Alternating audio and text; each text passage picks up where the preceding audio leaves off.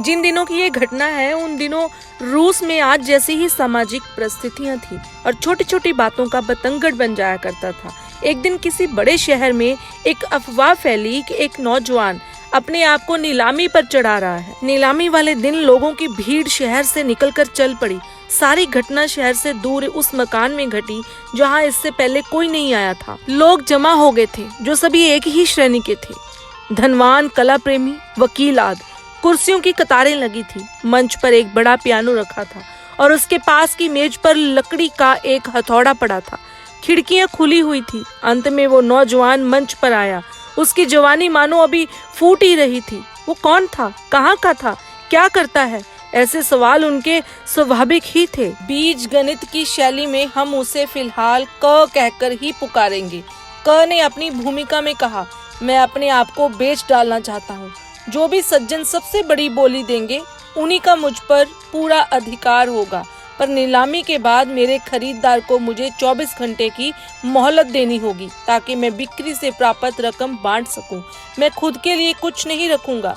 उसके बाद मेरी गुलामी का दौर शुरू होगा। मेरे मालिक को मुझसे काम लेने का ही नहीं, मेरी जान लेने का भी अधिकार होगा। तब क के मित्रों में से एक व्यक्ति उठकर मंच पर आया और मेज के पास कुर्सी पर बैठ गया। उसका काम केवल इतना था कि सबसे ऊंची बोली पर रकम वसूल करके क को सौंप कर चला जाए। कार्रवाई शुरू हो गई। क ने घोषणा की, मैं पहले आप लोगों के सामने संगीत प्रस्तुत करूंगा, ऐसा संगीत जिसे आप लोगों ने आज तक कभी नहीं सुना होगा। ये संगीत आत्मा से उठी सहज रचना होगी।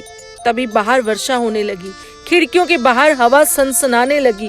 फिर अंधेरा छा गया। बादलों की पहली गड़गड़ाहट के साथ ही क ने संगीत शुरू कर दिया। संगीत की लय और गीत के स्वरों की प्रेरणा क को उस विशाल नील गगन से मिल रही थी जिसमें दूधिया इंद्रधनुषी बादल मंडरा रहे थे।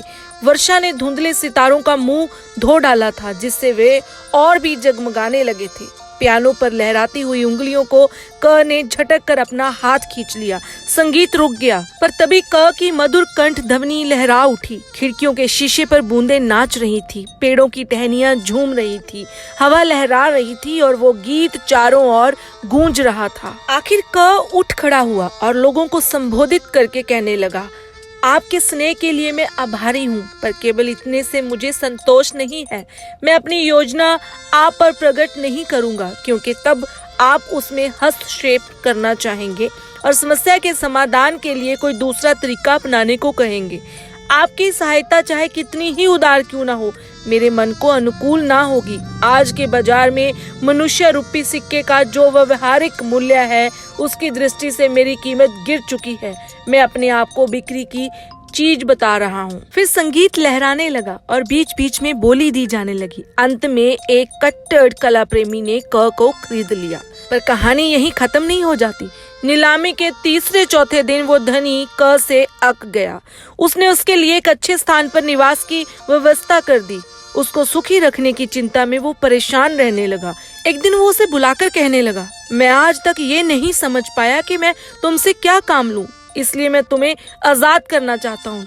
तुम कहीं भी जा सकते हो। क ने प्रस्ताव अस्वीकार कर दिया, लेकिन तब ये बात अफवाह बनकर इस इलाके में फैल गई जहाँ क ने अपनी बिक्री के पैसे बांटे थे। इससे दोनों को गहरा दुख हुआ, खासकर क को, क्योंकि उसकी नजर में फिर से आजाद होने का अर्थ था ठीक पहले जैसी परिस्थितियों में लौट जाना, और वो इसके लिए तैयार नहीं था।